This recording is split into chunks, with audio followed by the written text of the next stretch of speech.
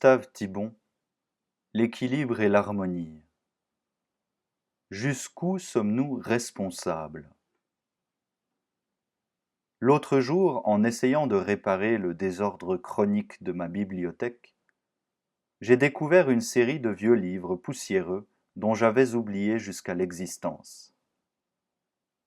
C'était un traité de théologie morale en usage dans les séminaires il y a plus de 100 ans et qui avait appartenu à un grand-oncle, curé d'une paroisse voisine. J'ai feuilleté au hasard un des tomes de cet ouvrage, rédigé dans un latin ecclésiastique qui se déchiffre sans effort, et je suis tombé sur le chapitre consacré à l'analyse du péché appelé acédia. Terme difficile à traduire et qui correspond en gros à tristesse invétérée, mélancolie, dégoût de la vie ou spleen en anglais. Cet état d'âme a été qualifié de péché pour cette raison que le dégoût d'un bien aussi précieux que l'existence constituait un acte d'ingratitude et par conséquent une offense envers Dieu qui nous a créés et mis au monde.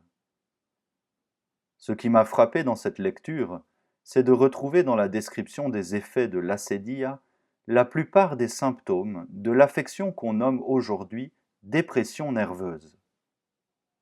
Curieux changement d'optique. Ce dégoût de la vie qu'on condamnait comme un péché, on le soigne comme une maladie. Ce qui relevait de la morale tombe sous le coup de la médecine.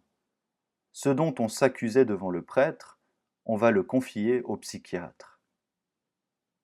On observe la même évolution, ou plutôt la même révolution, dans des domaines très différents, par exemple en ce qui concerne l'éducation des enfants et la justice pénale.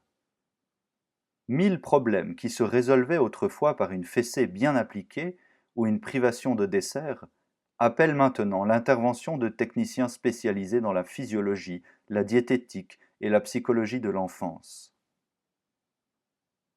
Traiter un bambin comme un être relativement libre et le corriger en conséquence, c'est se comporter comme une brute incompréhensive et vouer ce malheureux petit au pire refoulement. Nous sommes loin du temps où le bon roi Henri IV écrivait au précepteur de son fils, le futur Louis XIII, « Vous haïssez mon fils si vous lui épargnez le fouet. » Quant aux délinquants, loin de voir en eux des coupables, on les considère de plus en plus comme des victimes. Victimes de l'hérédité, de la mauvaise éducation, de la société surtout, dont on fait la principale, sinon l'unique responsable des délits commis dans son sein. Ce qui d'ailleurs ne gêne personne, car aucun des membres de cette société ne se sent personnellement visé par cette condamnation. Chose étrange, c'est dans une époque où l'on n'avait jamais tant proclamé et exalté les idées de liberté et de responsabilité qu'on voit se dissoudre la notion de culpabilité, laquelle dérive pourtant en droite ligne des deux premières. Car déclarer un homme coupable, c'est le croire libre et responsable du mal qu'il fait. Dans cette perspective, toutes les fautes et tous les délits s'expliquent par le mauvais état du corps, les remous ténébreux de l'inconscient, l'oppression et la corruption qui émanent de l'environnement social. Plus de coupables, mais des inadaptés, des refoulés, des complexés, etc. Je ne conteste pas le bien fondé relatif de cette réaction. La pensée moderne n'a fait en cela qu'expliciter et préciser le domaine de ce que les anciens philosophes appelaient la causalité matérielle, c'est-à-dire la part de conditionnement et de déterminisme impliquée dans nos actes conscients et libres. Car aucun homme n'est absolument libre et totalement responsable.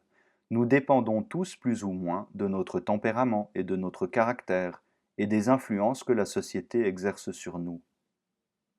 Le péché mortel doit être très rare, si comme l'enseigne la théologie catholique, il désigne le mal accompli dans la pleine lumière de l'intelligence et le plein consentement de la volonté. Et je ne regrette pas inconditionnellement les époques où le déprimé était considéré comme un malade imaginaire, le délinquant comme un monstre de perversité consciente, et l'enfant difficile comme justiciable du fouet. Ce dont je suis sûr, c'est que nous versons dans l'excès inverse. On a trop gonflé jadis la notion de culpabilité, on la réduit trop aujourd'hui. Et le danger d'amoindrissement et de corruption de l'homme n'est certainement pas moindre. À force de déclarer les hommes irresponsables, on finit par les rendre tels. Je sais qu'il y a des malades psychiques ou des délinquants qui sont victimes de fatalités sur lesquelles ils ne peuvent rien. Mais par contre, combien de déprimés renchérissent sur leurs maux réels et s'installent dans la maladie pour échapper aux devoirs et aux soucis d'une vie normale et pour se faire dorloter par leur entourage. Et combien de délinquants puisent dans la compréhension, entre guillemets, et dans la mansuétude des juges un encouragement à persévérer dans le mal. La statistique des récidives après remise de peine est très éclairante à cet égard. Un climat plus rigoureux favorise davantage la guérison des malades et l'amendement des coupables. Un seul exemple. J'ai connu un certain nombre de déprimés qui, depuis des années, gâchaient leur propre vie et empoisonnaient celle de leurs proches par les fantômes issus de leur imagination et dont l'état s'est étrangement amélioré au cours de l'occupation allemande. Les inquiétudes dues à la guerre et aux difficultés de ravitaillement avaient créé autour d'eux un réseau de soucis réels qui laissait peu de place à l'entretien minutieux de leur dépression. Celle-ci était devenue un luxe qu'ils n'avaient plus les moyens de s'offrir.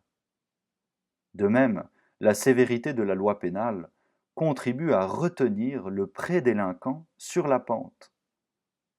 Sans parler de ces enfants incorrigibles aussi longtemps qu'ils sont gâtés par leurs parents, et dont une discipline sévère, par exemple celle de certains collèges, suffit à redresser le comportement. On se prend à regretter les vieilles philosophies, celles de Platon, d'Aristote ou de Descartes, qui mettaient avant tout l'accent sur les sommets lumineux de l'être humain. La conscience qui nous fait distinguer le bien du mal et la volonté qui nous fait choisir entre l'un et l'autre. Même si elles exagéraient la part de la liberté, elles avaient au moins l'avantage de stimuler celle-ci au maximum. L'homme en effet est d'autant plus libre qu'il se sent plus responsable et qu'il est traité comme tel par ses semblables. Le sentiment de la responsabilité réveille en lui des énergies latentes qui l'aident à dominer le mal sous toutes ses formes. Car, sauf dans les cas d'épuisement physique absolu ou d'abjection morale irrémédiable, l'âme peut toujours quelque chose sur le corps, la conscience sur l'inconscient et l'individu sur les influences qu'il reçoit de son milieu social. Autrefois, on exigeait trop de l'homme. Aujourd'hui, on ne lui demande pas assez. Ces deux attitudes entraînent des erreurs et des abus dans leurs applications concrètes. Mais, à tout prendre, je crois que c'est la première qui comporte le plus de promesses et le moins de risques. Et le témoignage de l'histoire nous apprend que ce sont les morales les plus exigeantes, celles qui font appel à nos facultés les plus nobles, et qui nous désignent comme les artisans libres et responsables de notre destin, qui ont toujours contribué le plus efficacement à élever le niveau général de l'humanité.